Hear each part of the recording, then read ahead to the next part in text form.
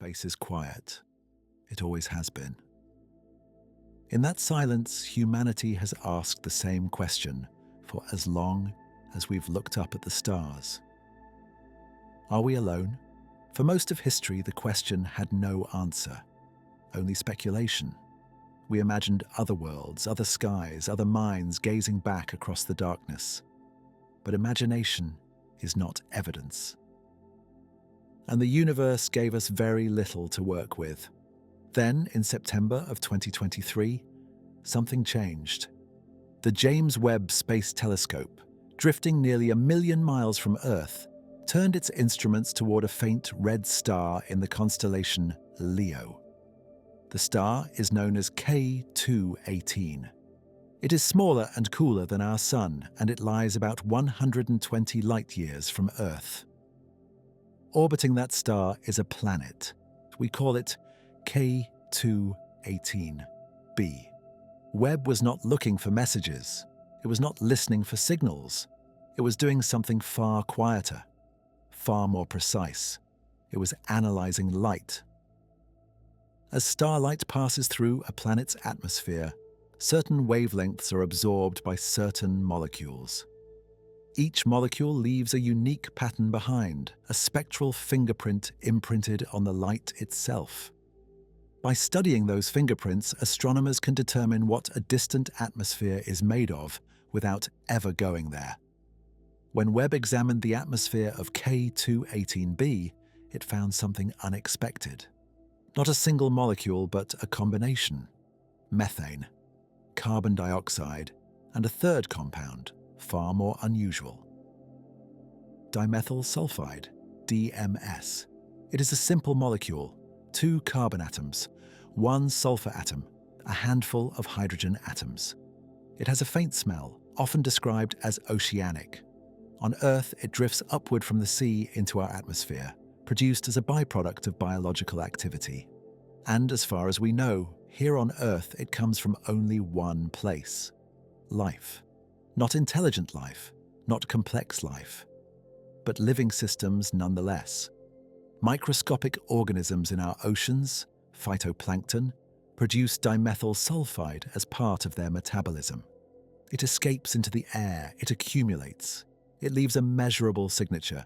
This is not speculation, it is chemistry we understand very well, which is why its presence in the atmosphere of another planet is unsettling.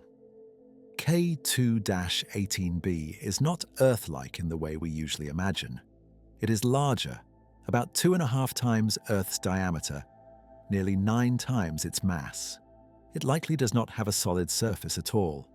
Instead, scientists believe it may be a type of world we have only recently begun to understand. A Hycean planet. The name combines hydrogen and ocean.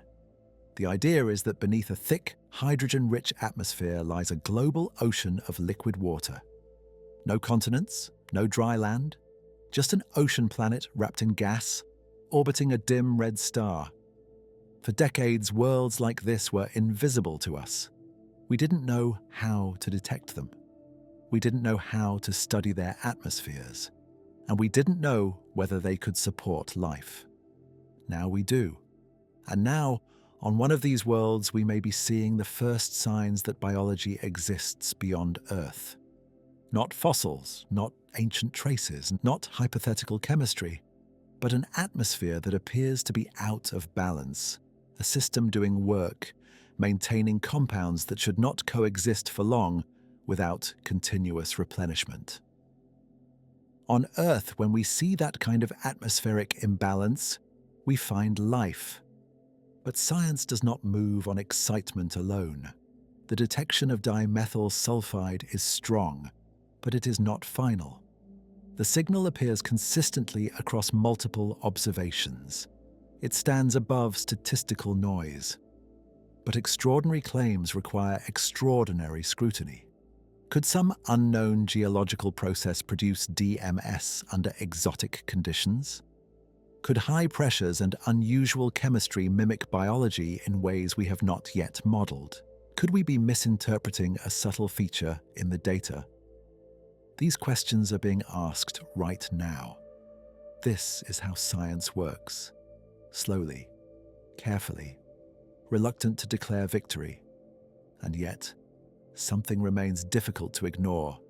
We pointed the most advanced instrument humanity has ever built at a distant world, and it revealed chemistry that, on our planet, comes from living systems.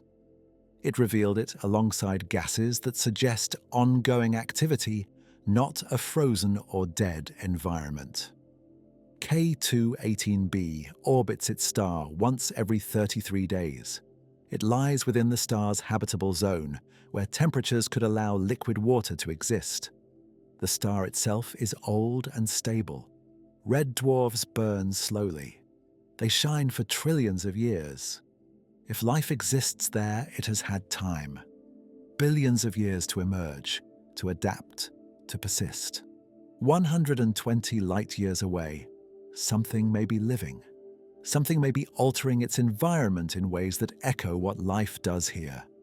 But before we decide what this means, before we decide how extraordinary this discovery truly is, we need to understand what kind of world K2-18b actually is, and why planets like it have become some of the most important targets in the search for life beyond Earth. K2-18b exists in a category we barely understood until recently. It's what astronomers call a sub-Neptune, larger than Earth but smaller than Neptune. A type of planet that doesn't exist in our solar system, which made them easy to overlook for a long time. We simply had no local example to study.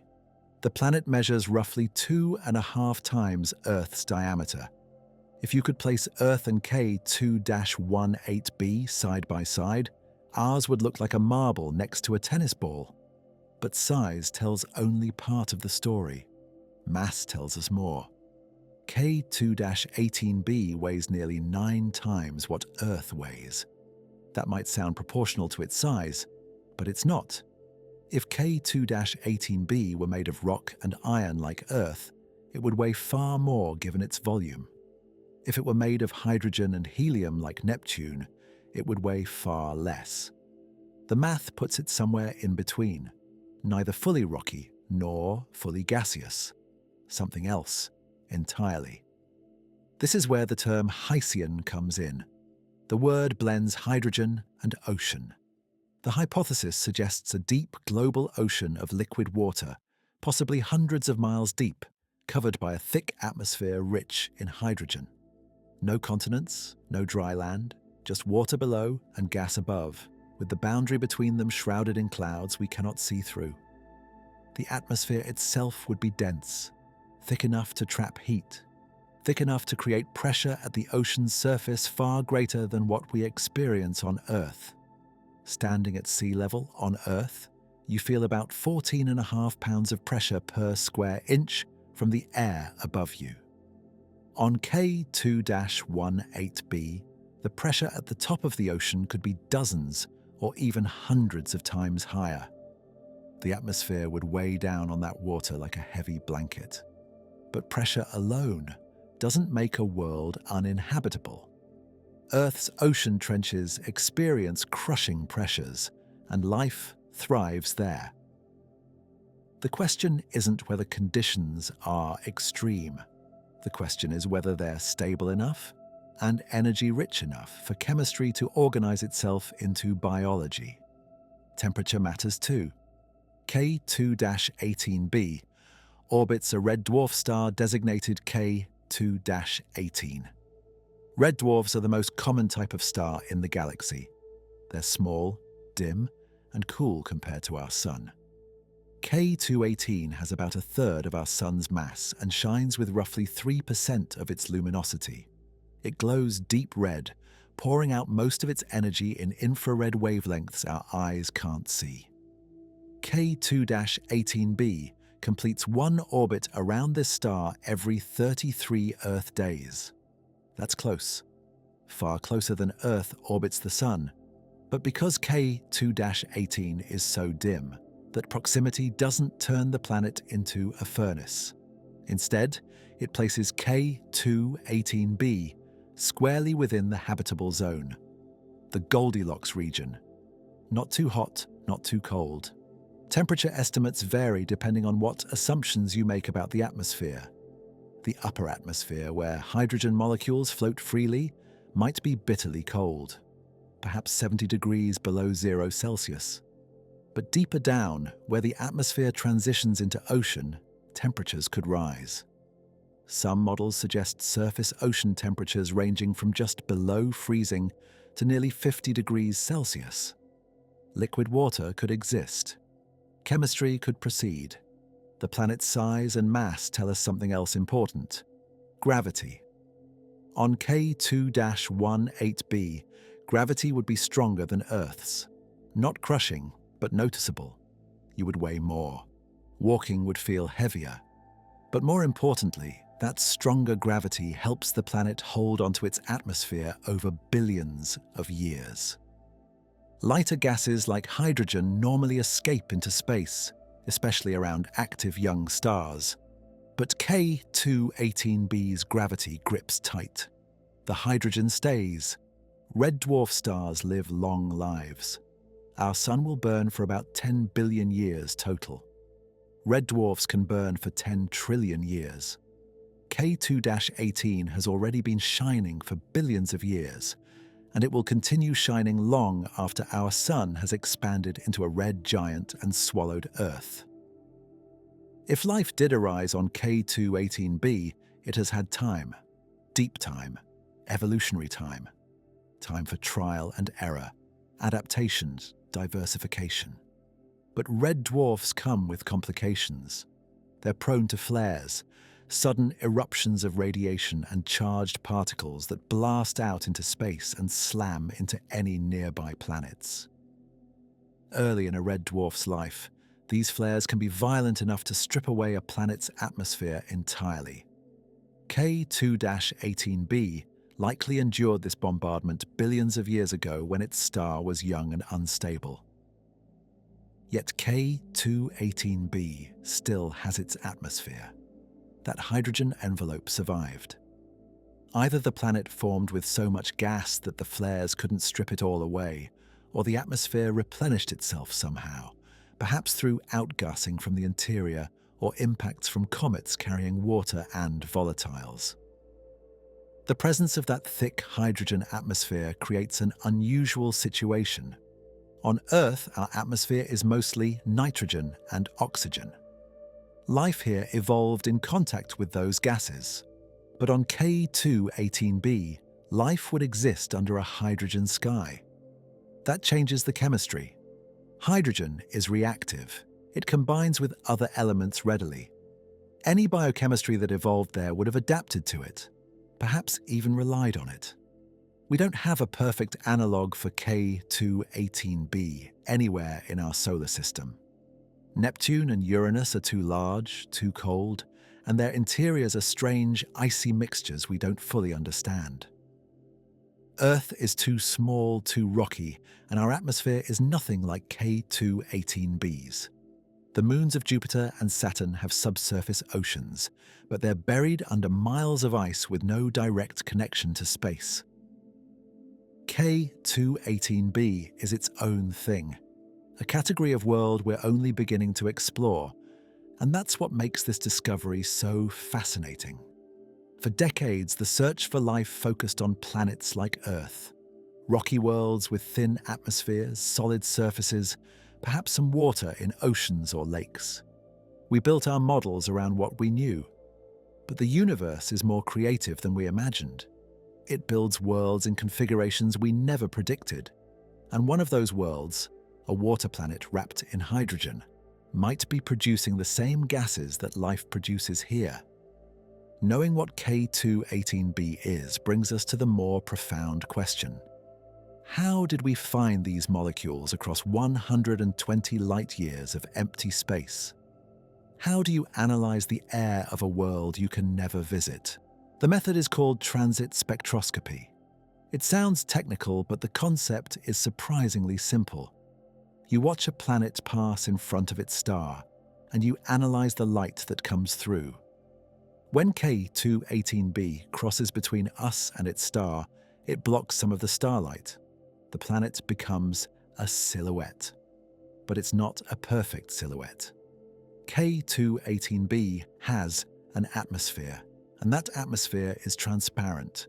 Starlight passes through it, and as that light travels through the gases surrounding the planet, something happens. Molecules absorb light. Not all light, just specific wavelengths. Each type of molecule has a signature, a pattern of wavelengths it absorbs based on its structure. Water vapor absorbs certain wavelengths. Methane absorbs others. Carbon dioxide has its own pattern. Dimethyl sulfide has its own unique fingerprint in the spectrum. When the light reaches us, it carries information. It's been filtered, changed, stamped with the chemical identity of everything it passed through. The James Webb Space Telescope collects that light, splits it into its component wavelengths, and analyzes the gaps, the missing wavelengths, the absorbed frequencies. And from those gaps, scientists can identify what molecules exist in K2-18b's atmosphere. This only works because of Webb's capabilities, specifically its infrared sensitivity.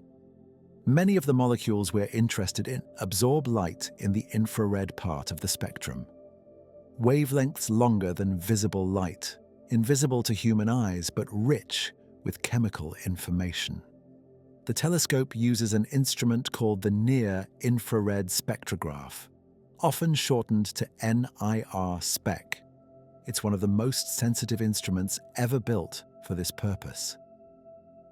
It can detect extraordinarily faint signals.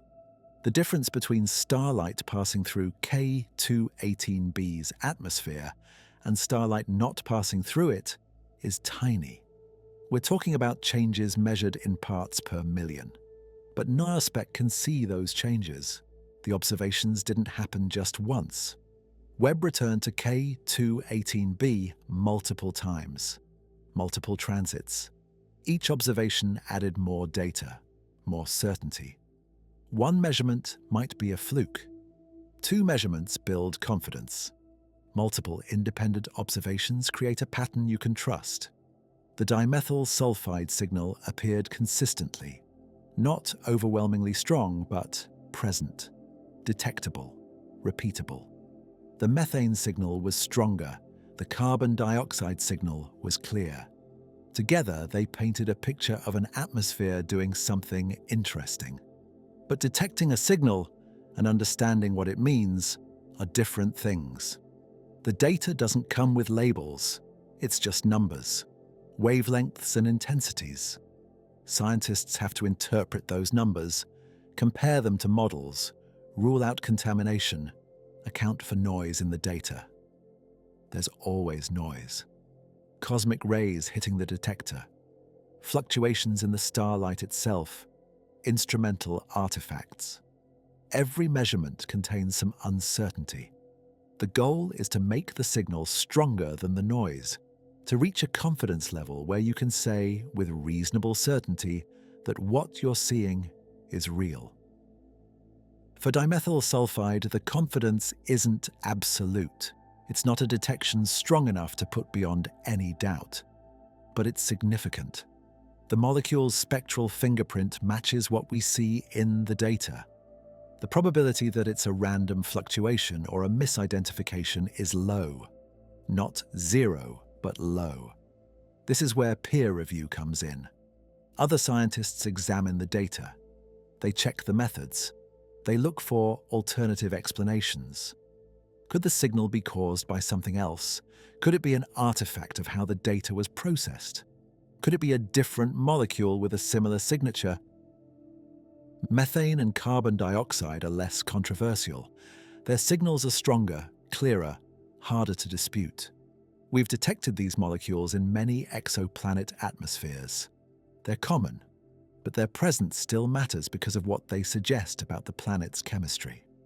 Methane and carbon dioxide together in certain ratios can indicate biological processes. On Earth, life produces both. The balance between them can be a clue. The absence of certain other molecules is also informative. Webb didn't detect ammonia in K2-18b's atmosphere. Ammonia is common on gas giants like Jupiter. Its absence suggests K2-18b's atmosphere isn't dominated by the same chemistry. It's doing something different. Infrared observation is crucial because many biosignature gases absorb infrared light strongly. Visible light passes through them without much interaction. Previous telescopes, like Hubble, observed invisible and some infrared wavelengths, but they lacked Webb's sensitivity.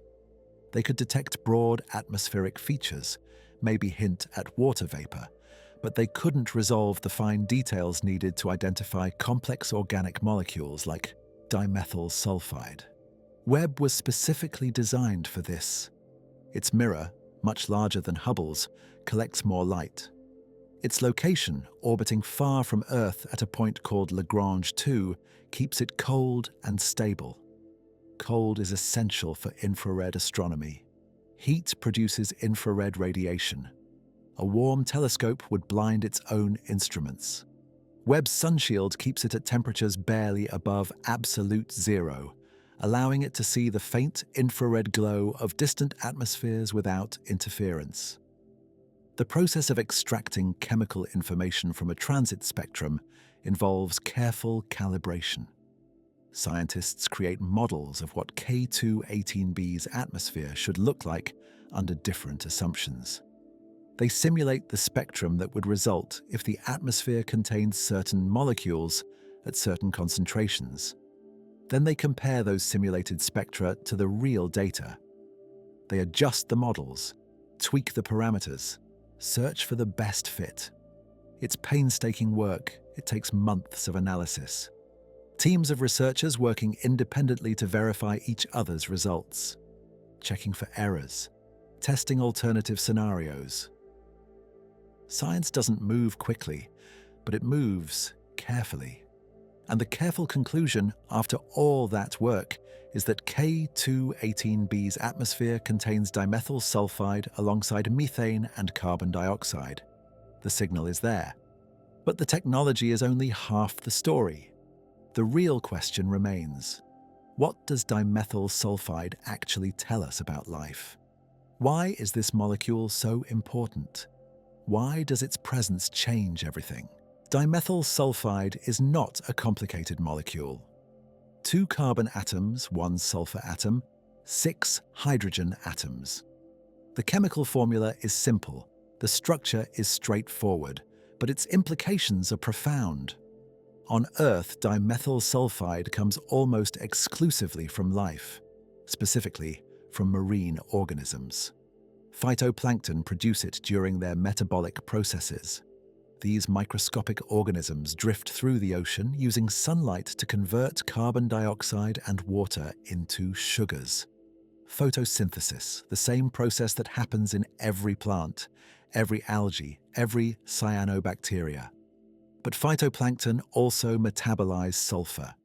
Sulfur is essential for life.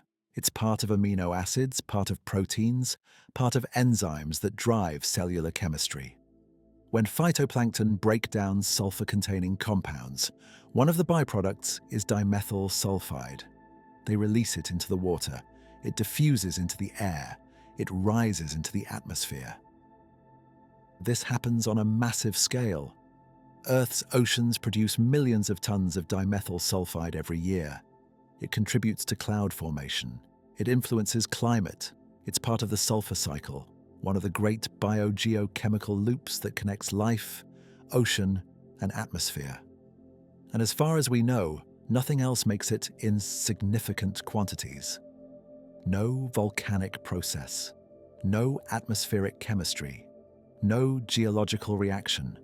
When you find dimethyl sulfide in Earth's atmosphere, you've found the signature of living organisms. That's what makes it a biosignature, a molecule that indicates biology, a chemical flag that says life was here. The key word is robust. Not all biosignatures are robust.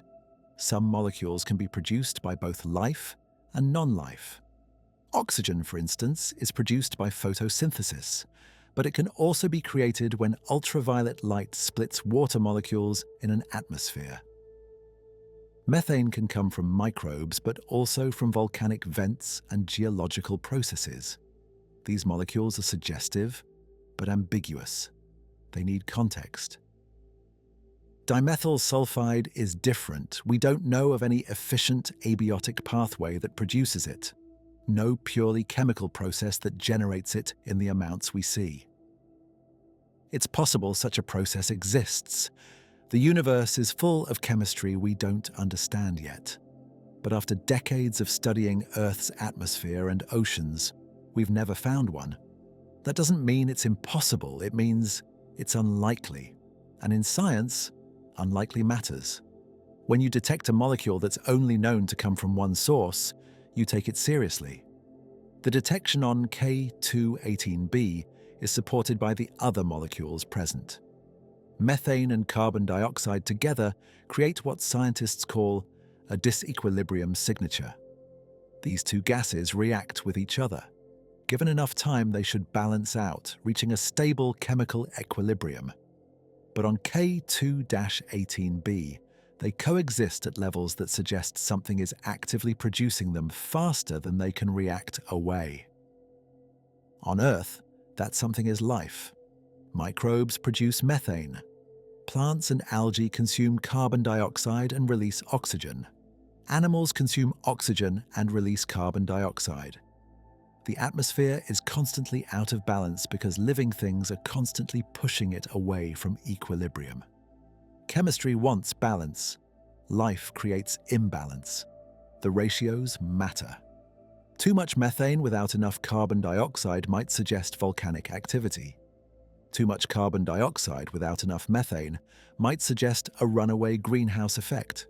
But the specific combination on K2-18b matches patterns we associate with biological activity. Not perfectly, but suggestively. There's also the absence of ammonia. Ammonia is common in the atmospheres of gas giants. It's made of nitrogen and hydrogen, both abundant in the universe. If K2-18b was simply a small Neptune with no unusual chemistry, we'd expect to see ammonia. We don't. That suggests the atmosphere is being processed somehow, perhaps by life consuming it, or by chemistry driven by biological byproducts. These are circumstantial clues. No single one proves anything, but together they build a case, a chemical environment that looks active, unbalanced, busy, like something is happening down there beneath the clouds. Still, scientists remain cautious. They have to be. History is full of premature announcements, false alarms, excitement followed by disappointment. The most famous recent example involves Venus. A few years ago, researchers announced the detection of phosphine in Venus's atmosphere. Phosphine, like dimethyl sulfide, is considered a strong biosignature. On Earth, it's produced by anaerobic bacteria. Finding it on Venus was shocking. But then other teams reanalyzed the data. They found errors in the processing. They identified alternative explanations. The signal weakened. The confidence dropped. The discovery became controversial, debated, ultimately inconclusive. That's how science works. Claims must withstand scrutiny. Extraordinary claims require extraordinary evidence. The K2-18b detection is more solid than the Venus phosphine claim, but it's not ironclad. The statistical confidence level is high, but not absolute. Scientists describe confidence in terms of sigma levels. A 3 sigma detection means there's about a 1 in 370 chance the signal is random noise. A 5 sigma detection, the gold standard in physics, means a 1 in 3.5 million chance. The dimethyl sulfide detection on K2-18b falls somewhere in between. Strong, but not definitive. Alternative explanations are being explored. Could there be unknown photochemical reactions in K2-18b's atmosphere? Could ultraviolet light from the star break down other molecules and reassemble them into dimethyl sulfide? Could volcanic gases from the ocean floor rise through the water and into the air, carrying sulfur compounds that transform into dimethyl sulfide under pressure and heat? These scenarios are possible. Researchers are building computer models to test them. They're simulating K2-18b's atmospheric chemistry under different assumptions.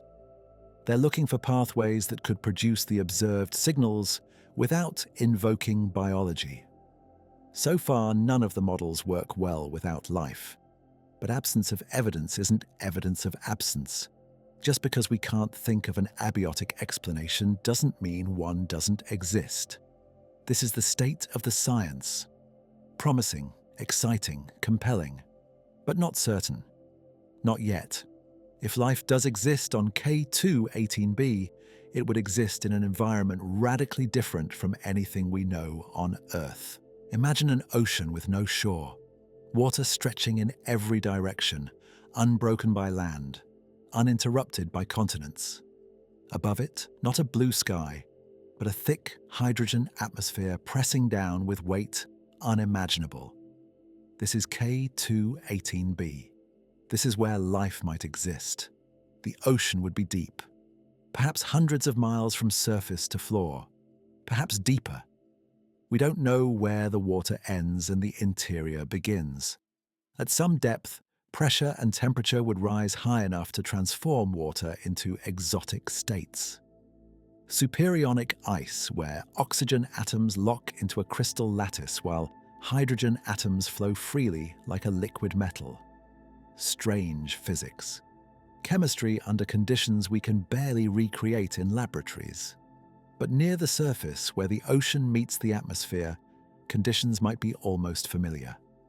Liquid water, dissolved gases, chemical gradients, energy flowing through the system, the ingredients for life. The atmosphere above would glow faintly red, lit by the dim star K2-18. Red dwarf light is different from sunlight. Cooler, redder. Most of its energy pours out in infrared wavelengths. A human standing on K2-18b, if such a thing were possible, would see a dark crimson sky. The water below would absorb most of the light, appearing black. No vibrant blue, no glittering waves. Just darkness and deep red glow. Photosynthesis as we know it might not work well there. Photosynthesis evolved on Earth to capture the specific wavelengths our sun emits most strongly. Visible light. Blue and red wavelengths that chlorophyll absorbs efficiently. But K2-18's light is shifted toward the infrared. Life there would need different pigments, different chemistry. Perhaps something closer to the photosynthesis done by certain bacteria on Earth that use infrared light, though even that is a rough comparison.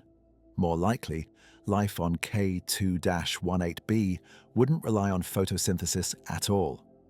The ocean is deep and the light is dim. Below the surface layers, darkness would be complete. But darkness doesn't mean lifelessness. On Earth, entire ecosystems thrive in perpetual darkness. Hydrothermal vents on the ocean floor support communities of bacteria, tube worms, crabs, fish, all living without sunlight. They use chemosynthesis instead. Chemical energy. Microbes harvest energy from reactions between minerals and water. Hydrogen sulfide, methane, iron compounds, all of these can fuel metabolism. The microbes form the base of the food chain. Other organisms feed on them.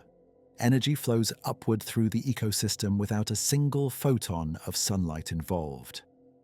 K2-18b might work the same way. The ocean floor could be tectonically active. Heat from the planet's interior could drive hydrothermal circulation. Mineral-rich water could vent into the cold ocean, creating chemical gradients that life could exploit. Microbes could cluster around these vents, harvesting energy, reproducing, evolving. Over billions of years, complexity could emerge. Multicellular organisms, ecosystems, food webs. All of it hidden beneath hundreds of miles of water and a thick blanket of hydrogen gas. The hydrogen itself presents challenges and opportunities. On Earth, hydrogen is rare in the atmosphere. It's so light that it escapes into space. But on K2-18b, gravity holds it down. The entire ocean would be saturated with dissolved hydrogen. Life would have to adapt. Perhaps incorporate hydrogen into its metabolism. Use it as an energy source or as a building block for organic molecules. Some Earth organisms already do this. Hydrogenotrophic microbes consume hydrogen gas and combine it with carbon dioxide to produce methane. They thrive in environments where hydrogen is abundant. Swamps, marshes, the guts of animals. They're ancient organisms, possibly among the earliest forms of life on Earth. Perhaps life on K2-18b followed a similar path. Hydrogen-based metabolism as a starting point. Pressure is another factor. At the ocean's surface, atmospheric pressure could be dozens of times greater than Earth's sea level pressure. Deeper down, the weight of water itself would add more. Organisms would need to withstand that pressure, regulate it, survive it. But again, Earth life shows us it's possible. The Mariana Trench, nearly 7 miles deep, hosts fish, amphipods, microbes, all living under crushing pressure. Their cells are adapted. Their proteins are reinforced. They function normally in conditions that would kill surface life instantly. Temperature varies with depth and location. Near the surface, where hydrogen gas interfaces with water, temperatures might hover around freezing or slightly above. Deeper down, pressure keeps water liquid even at higher temperatures. Near hydrothermal vents, temperatures could soar past boiling point, but pressure prevents the water from turning to steam. Thermophilic organisms, heat-loving microbes, could thrive there. The absence of land has profound implications. On Earth, the transition from water to land was a major evolutionary milestone. Plants colonized the continents. Animals followed. Entire branches of the tree of life exist because dry ground exists. But on K2-18b, there is no dry ground. Evolution would take different paths. No forests, no grasslands, no terrestrial animals, just ocean, just water, just the slow drift of organisms through liquid darkness. Communication would be different too. On Earth, many species use light. Bioluminescence, visual signals, colors, patterns.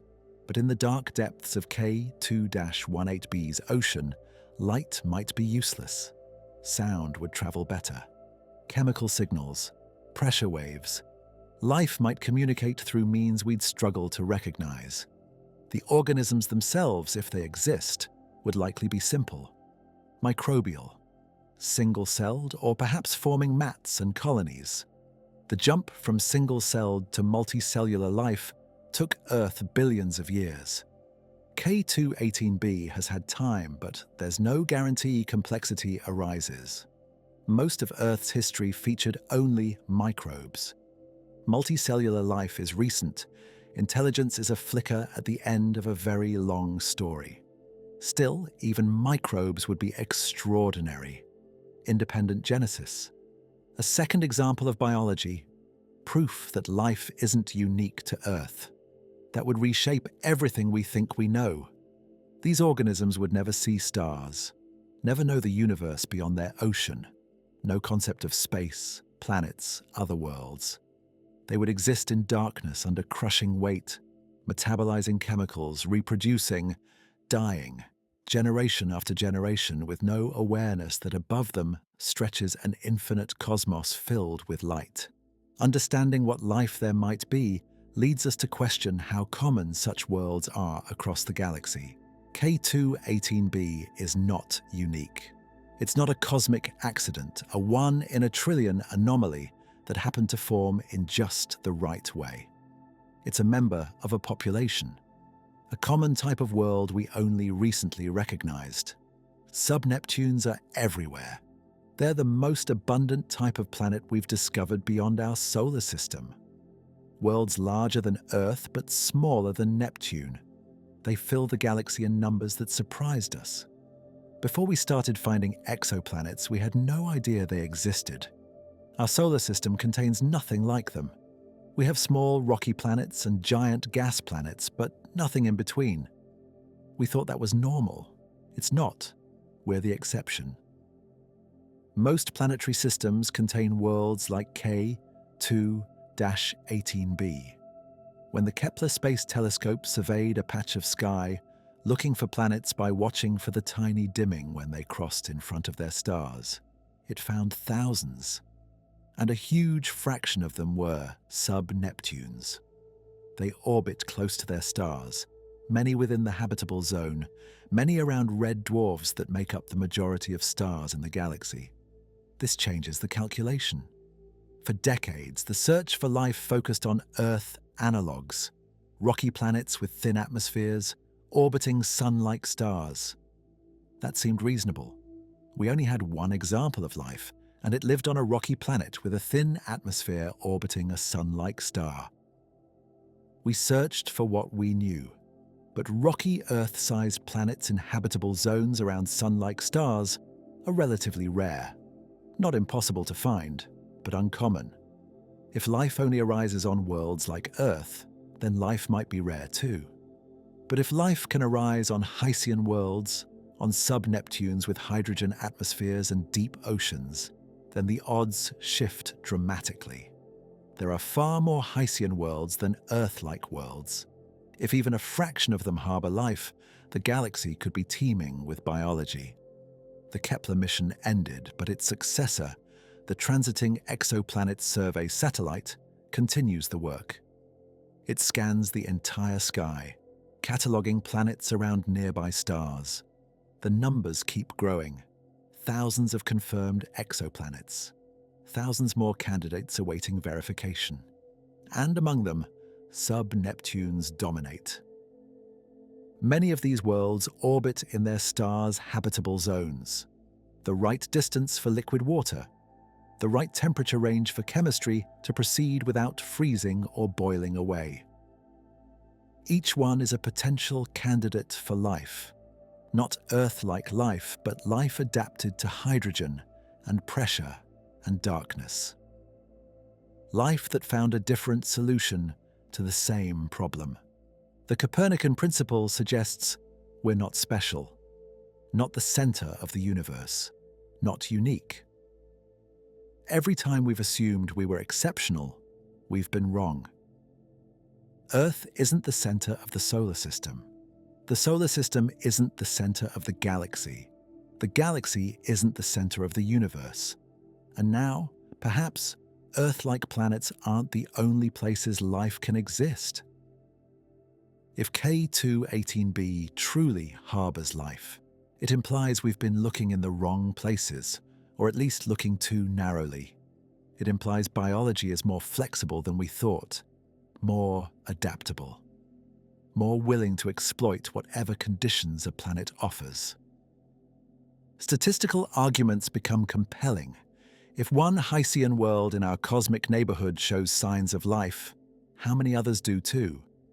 The galaxy contains hundreds of billions of stars. Most have planets. A significant fraction of those planets are sub-Neptunes. Even if only a tiny percentage support life, the numbers are staggering. This doesn't mean intelligence is common. It doesn't mean technology or civilization. Microbial life dominated Earth for billions of years before anything more complex evolved. Intelligence might be rare even if life is common, but it does mean we're probably not alone in the biological sense. Somewhere, perhaps many somewheres, chemistry organized itself into self-replicating systems that consume energy and produce waste and evolve over time. The implications for SETI, the search for extraterrestrial intelligence, are mixed.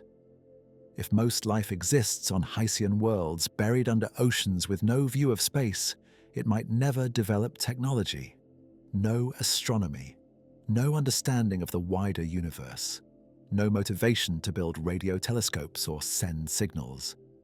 Intelligence might arise, but it would be isolated, trapped in darkness, unaware and undetectable. This could help explain the Fermi paradox, the question of why, if life is common, we haven't seen any evidence of it, why the galaxy seems silent. If most life exists underwater on worlds with thick atmospheres, it would never reach for the stars. It would never know stars existed.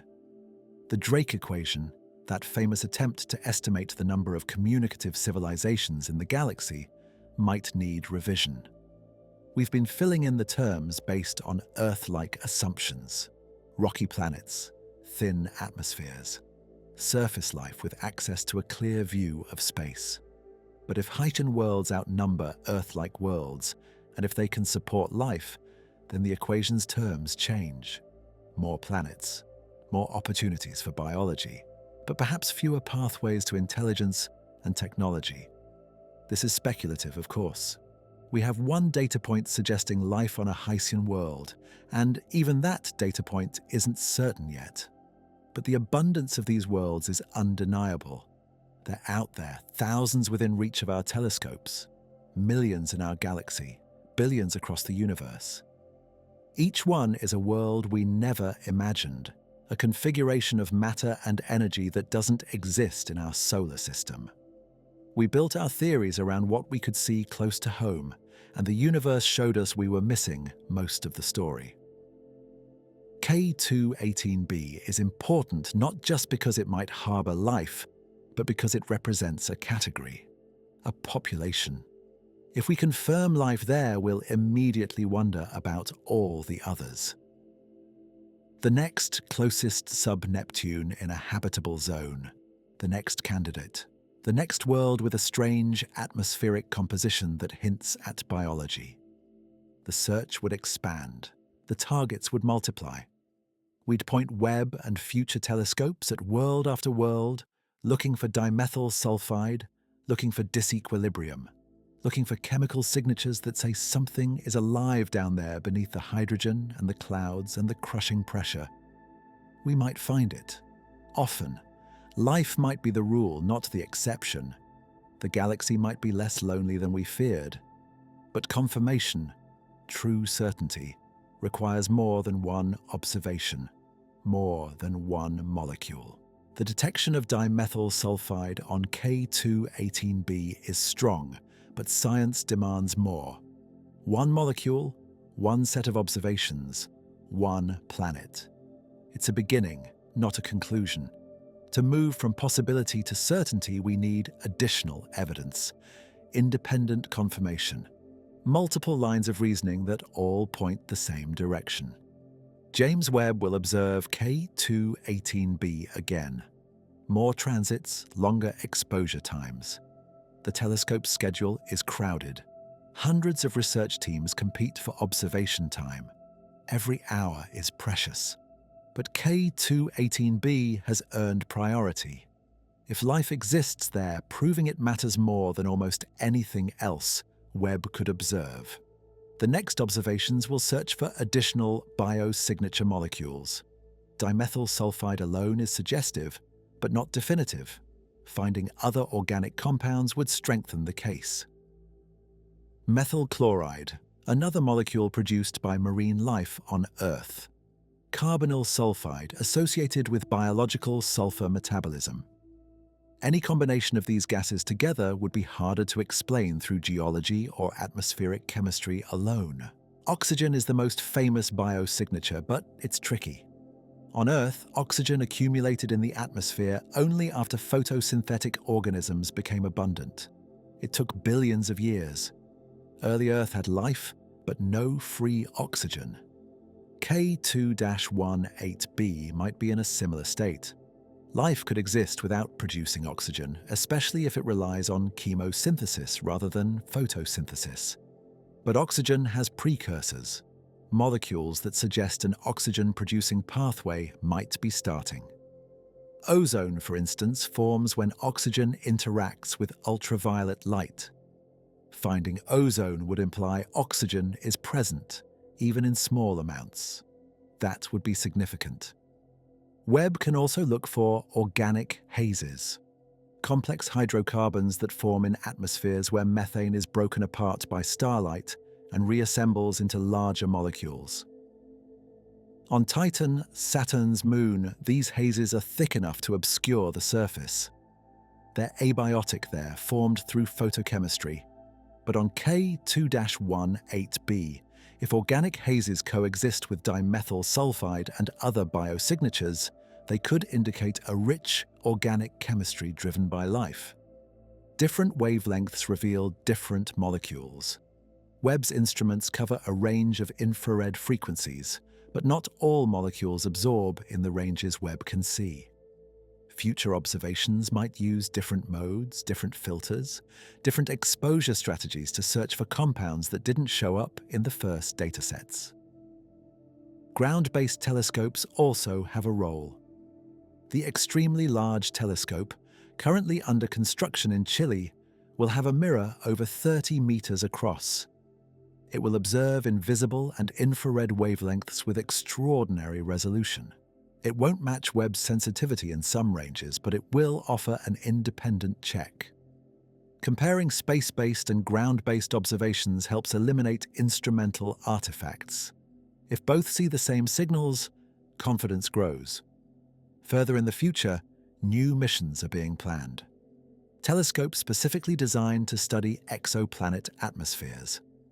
The Habitable Worlds Observatory, a concept NASA is developing, would search for biosignatures on dozens of planets.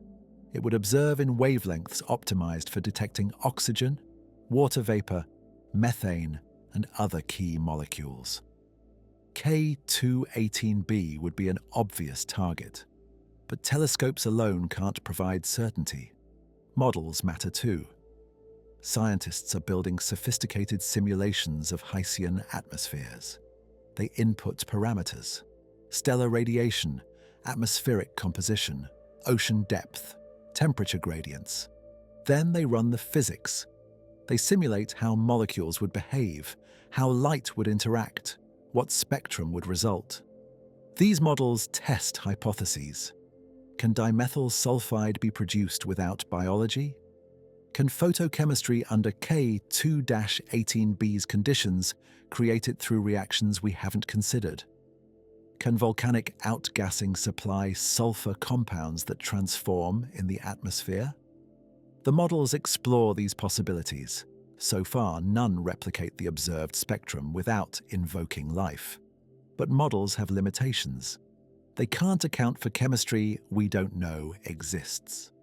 The null hypothesis must be tested. In science, you don't prove something true. You try to prove it false, and if you fail, confidence in the original claim increases.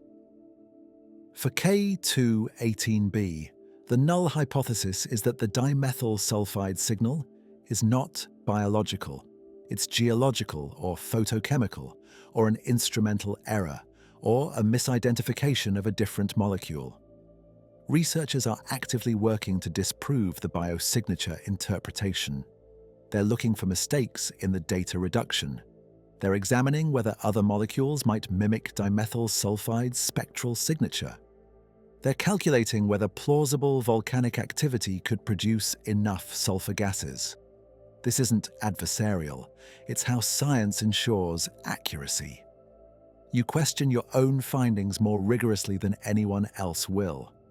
If the biosignature interpretation survives this scrutiny, if alternative explanations fail, if additional observations support the initial detection, then consensus will build.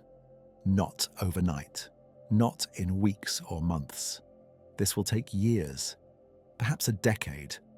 Science moves slowly when the stakes are this high. There's also the question of what constitutes proof. In mathematics, proof is absolute. In science, especially observational science, proof is probabilistic. We accumulate evidence until the probability of being wrong becomes negligibly small.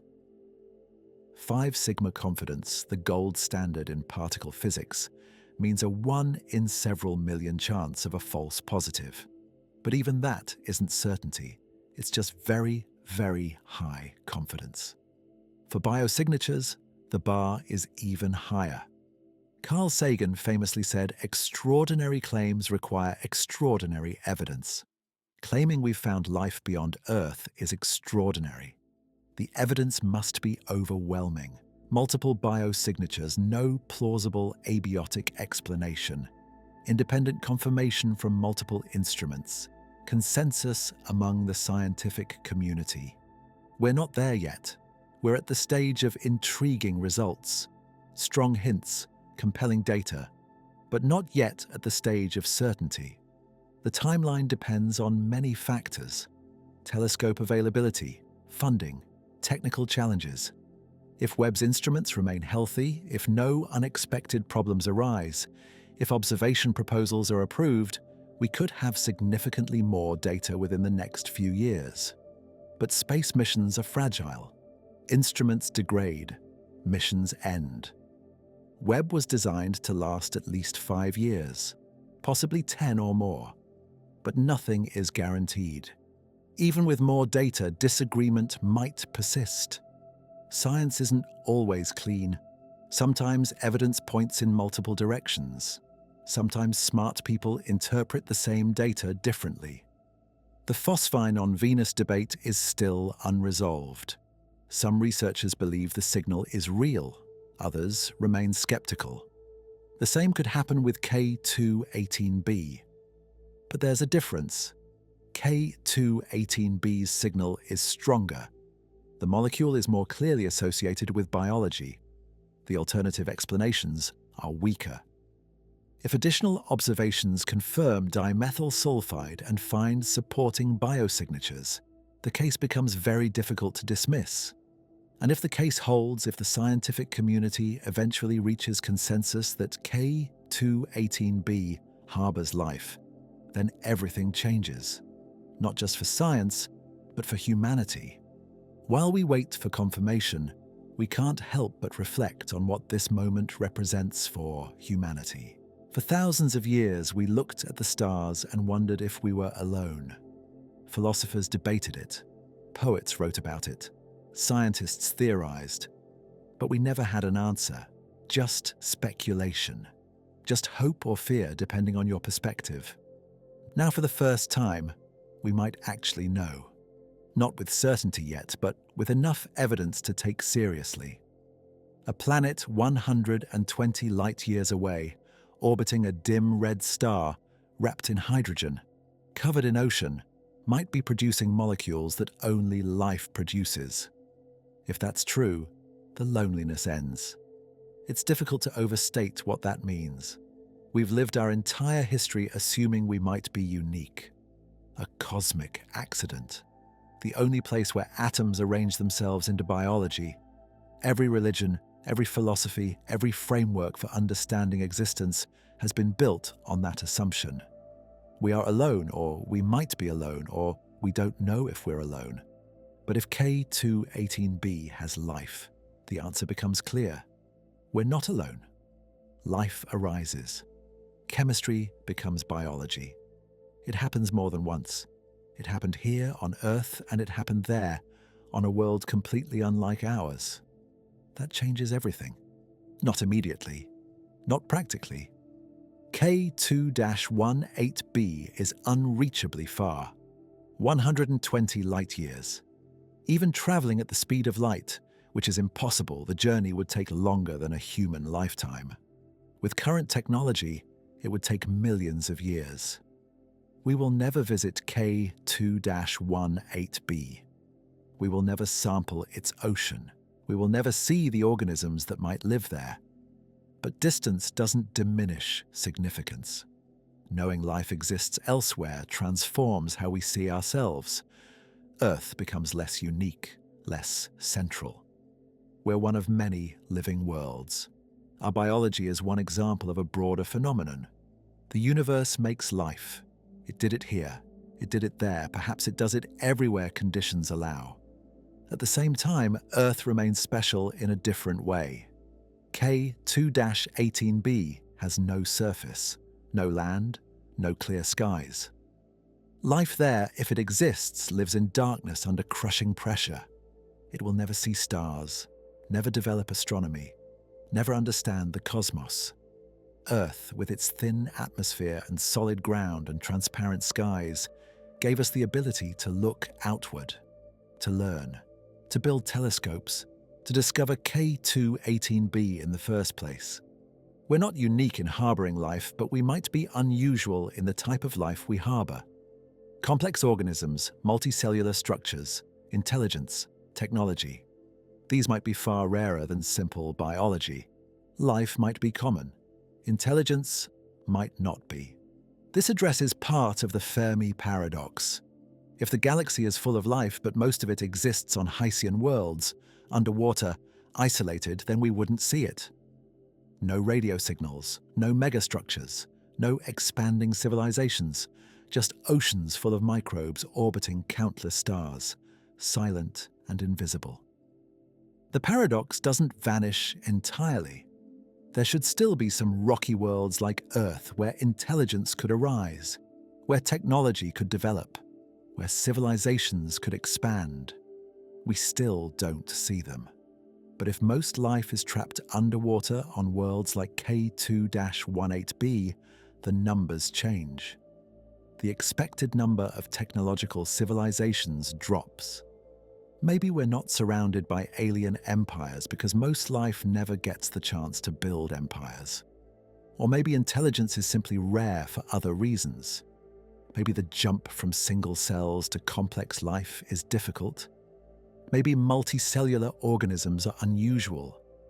Maybe intelligence requires not just the right planet, but the right evolutionary pressures, the right sequence of events, the right accidents.